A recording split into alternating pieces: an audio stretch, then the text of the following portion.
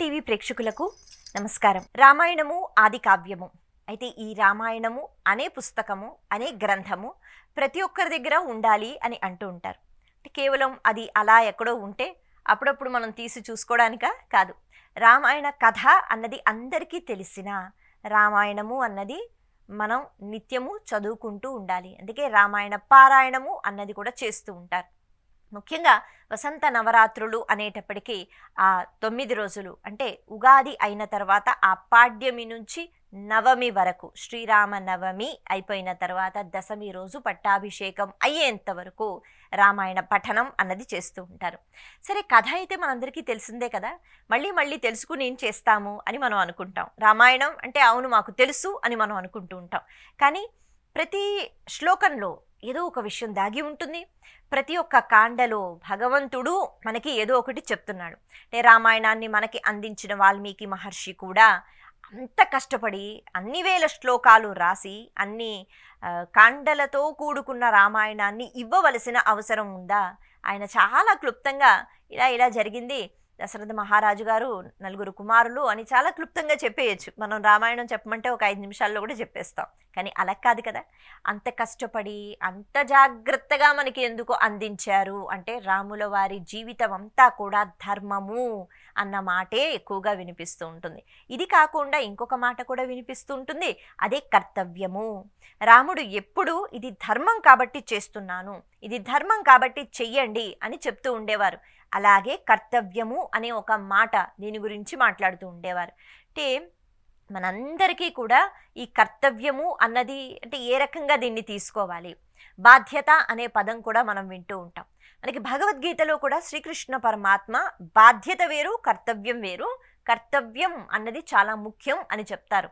అలాగే శ్రీ మహావిష్ణువు ఇక్కడ రామచంద్రమూర్తి రూపంలో కూడా బాధ్యత వేరు కర్తవ్యం వేరు. బాధ్యత అంటే ఆ బాధ్యత అంటే ఎవరైనా ఏదైనా పని నాకు అప్పచెప్తే ఇది బాధ్యతగా స్వీకరిస్తానా లేదా అన్నది నా ఇష్టం.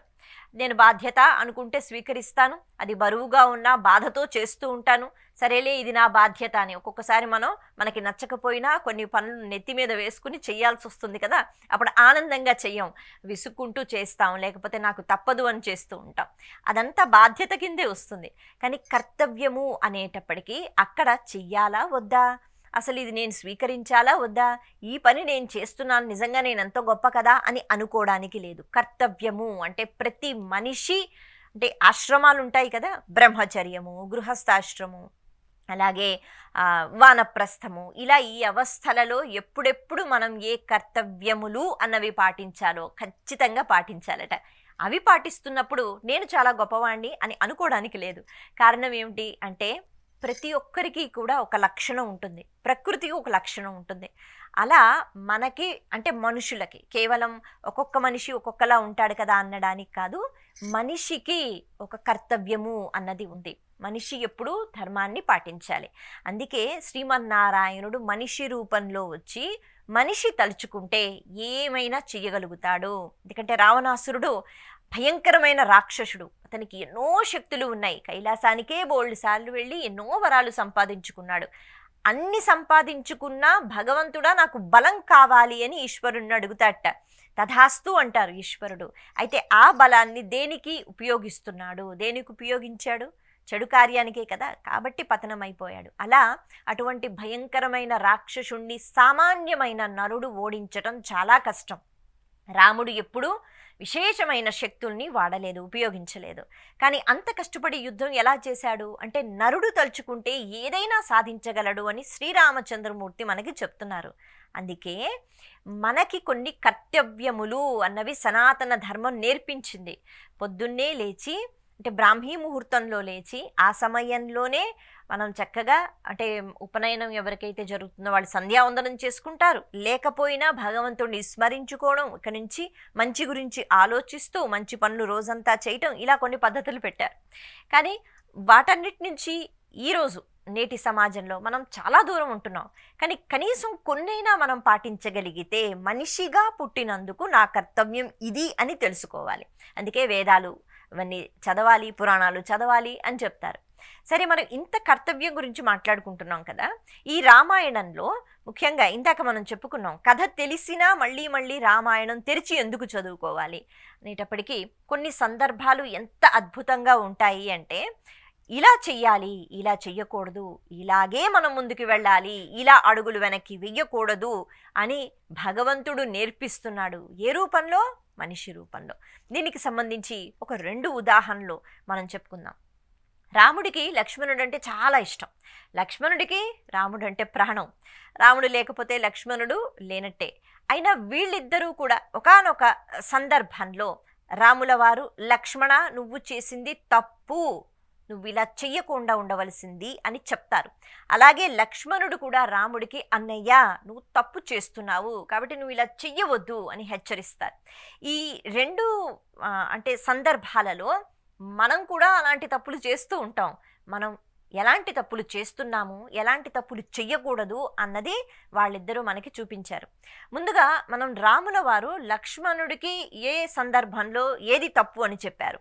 నాకు తెలుసు, బంగారు జింకని అమ్మవారు కోరుకుంటారు, రాముల వారు వెళ్ళిపోతారు ఆ జింకని తీసుకుని రావడానికి. ఆ సమయంలో అది మాయా జింక.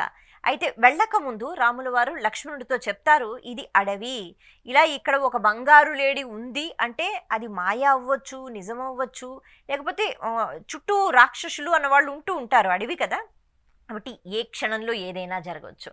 అందుకని లక్ష్మణ, ఎట్టి పరిస్థితుల్లోనూ నువ్వు ఇక్కడి నుంచి బయటికి రావద్దు, సీతను విడిచిపెట్టి రావద్దు అని చెప్తారు. ఇది నా మాట, ఇది నా శాసనం అని చెప్పి వెళతారు. అలాగే సీతమ్మ కూడా చెప్తారు, ఎట్టి పరిస్థితుల్లో నువ్వు ఈ ఆశ్రమాన్ని దాటి వెళ్ళొద్దు అని ఆవిడికి చెప్తారు. ఆయన వెళ్ళిపోయారు. ఇప్పుడు ఏం జరిగింది మనకి రామాయణంలో ఈ విషయం తెలుసు. అయితే హే సీత, హే లక్ష్మణ అంటూ ఈ మాయలేడి మారీచుడు ఎప్పుడైతే ఆ చనిపోతున్నప్పుడు అటువంటి కేకలు పెడతాడో, అంటే కావాలనే అలా చేస్తాడు. అటువంటి సమయంలో సీతమ్మ వారు బెంగ పెట్టుకొని లక్ష్మణ స్వామితో, లక్ష్మణ మీ అన్నయ్యకి ఏదో ప్రమాదం వచ్చినట్టుంది కాబట్టి నువ్వు వెళ్ళు, ఎలాగైనా ఇక్కడి నుంచి వెళ్ళిపో, ఎలాగైనా కాపాడు అని ఆవిడ బెంగ పెట్టుకుని చెప్తూ ఉంటుంది. దానికి లక్ష్మణుడు 1-2 సార్లు చెప్పి చూస్తారు, తల్లి ఎంతమంది రాక్షసులు వచ్చినా, ఎందుకంటే అంతకుముందే ఖరదూషణులు 14,000 మంది రాక్షసుల్ని ఈ శ్రీరామచంద్రమూర్తి ఒక్కరే కదా ఏ సైన్యం లేకుండా ఓడించారు. మరి ఇవన్నీ చెప్తూ, తల్లి అన్నయ్యకి ఎప్పుడు ప్రమాదము అన్నది రాదు, అన్నయ్య చూసుకుంటారు, నేను మాత్రం ఇక్కడి నుంచి కదలను అని 2-3 సార్లు చెప్తారు. అయితే సీతమ్మ వారికి అంటే ఒక్కొక్కసారి కొన్ని పరిస్థితులు ఎలా ఉంటాయి అంటే బెంగ, భయం ఎక్కువైపోతూ ఉంటాయి. ఆ సమయంలో ఏది మంచిది, ఏది మంచిది కాదు ఆలోచన పూర్తిగా పోతుంది. ఆలోచన పూర్తిగా పోయినప్పుడు మాట తీరు మారిపోతుంది. మనం ఏం మాట్లాడుతూ ఉంటామో అది మన అదుపులో ఉండదు. అలా ఉండకూడదు, కానీ ఉండదు. అదే పరిస్థితి ఏర్పడింది సీతమ్మ వారికి. ఆవిడ వెంటనే ఒక మాట అనేస్తారు. ఒక తమ్ముడు రాజ్యం కోసం అన్నయ్యని వనవాసానికి పంపించేశాడు, పాపం భరతుడు పంపించలేదుగా. కానీ కోపంలో ఒక్కొక్కసారి మనం చాలా అనవసరమైన సంబంధం లేని మాటలు అనేస్తూ ఉంటాం అన్నమాట. ఆవిడకి ఆ సమయంలో ఆ కోపము, ఆ భయము, బెంగతో ఆవిడ తన భర్త ఎక్కడ చనిపోతున్నాడో అనే భయంతో ఒక తమ్ముడు, అలాగా ఇంకొక తమ్ముడు భర్త లేని సమయంలో వదినా అని కూడా చూడకుండా వదినని పొందుదామని చెప్పి ఆలోచనలో ఉన్నాడు అని ఆవిడ చాలా తప్పు మాటలు మాట్లాడడం జరుగుతుంది. అంటే ఆవిడ కూడా నరకాంతగా వచ్చారు కదా. చాలా సందర్భాల్లో ఇదే మాట మనం అంటామా, అనకపోవచ్చు. కానీ ఒక్కొక్కసారి మనకి బాగా కోపం వచ్చినప్పుడు అవతల వాళ్ళని చాలా మాటలు అనేస్తూ ఉంటాం. ఆ తర్వాత ఆలోచిస్తాం, ఇలా అనకుండా ఉండవలసింది కదా అని. ఇప్పుడు అంత మాట అన్న తర్వాత లక్ష్మణుడు చాలా బాధపడి, సరే మరి ఇంత మాట అన్న తర్వాత నేను ఎలా ఉంటాను అని చెప్పి ఆయన బయలుదేరి వెళ్ళిపోతారు. అయితే మనందరికీ తెలుసు, ఒక అంటే లక్ష్మణ రేఖ అని అంటుంటారు కదా, అది గీసి తల్లి ఇది మాత్రం దాటి నువ్వు రావద్దు, నేనైతే వెళ్ళిపోతున్నానని చెప్పి ఆయన వెళ్ళిపోతారు.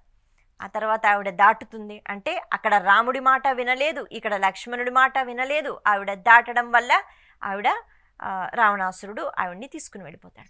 తిరిగి వచ్చిన తర్వాత లక్ష్మణుడితో రాముడు చెప్తున్నాడు, అంటే ఈ సమయంలో ఇలా జరగడానికి నీ తప్పు ఉంది లక్ష్మణ. కారణం ఏమిటి అంటే ఆ సమయంలో సీత ఇలా మాట్లాడింది నిజమే, తను ఉన్న పరిస్థితి అన్నది నువ్వు గమనించాలి. నీకు తెలుసు నా గురించి, నీకు తెలుసు నా శక్తి గురించి. మరి నేను ఎప్పుడైతే ఒక మాట చెప్పానో, అంటే ఏది ధర్మమో అదే చెప్పాడు రాముడు. ఇక్కడి నుంచి దాటవద్దు, విడిచిపెట్టి వెళ్ళవద్దు. ఎందుకంటే పరిస్థితి ఏమిటో రాముడికి తెలుసు. అక్కడ అది అరణ్యము, రాక్షసులు ఎన్నో రూపాలలో తిరుగుతూ ఉంటారు, అన్నీ తెలుసు. భగవంతుడు కూడా మనకి ఎన్నో సూచనలు ఇస్తూ ఉంటాడు. ధర్మాత్ములు కొంతమంది మనకి చెప్తూ ఉంటారు, ఇలా చెయ్యొద్దు, ఇలా చెయ్యొద్దు అని. అయినా మనం అతిక్రమిస్తూ ఉంటాం అన్నమాట. అటువంటి పరిస్థితుల గురించే రామాయణం చదువుకుంటున్నప్పుడు నేర్చుకోవాలి. అందుకే రాముడు నిర్మమాటంగా లక్ష్మణుడితో చెప్తాడట, ఈ విషయంలో నువ్వు తప్పు చేశావు.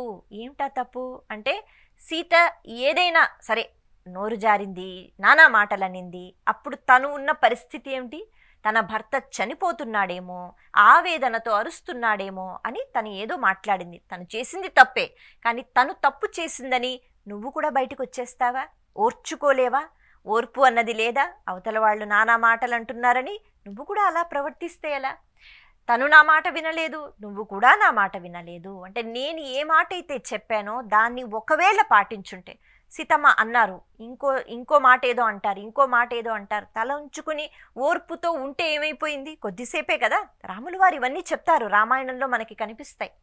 అంటే ఒక్కొక్కసారి ఎవరైనా మనల్ని నిందిస్తూ ఉంటే మనకి చాలా పౌరుషం వస్తుంది, అంటే ఇన్ని మాటలు అంటారా నన్ను అని.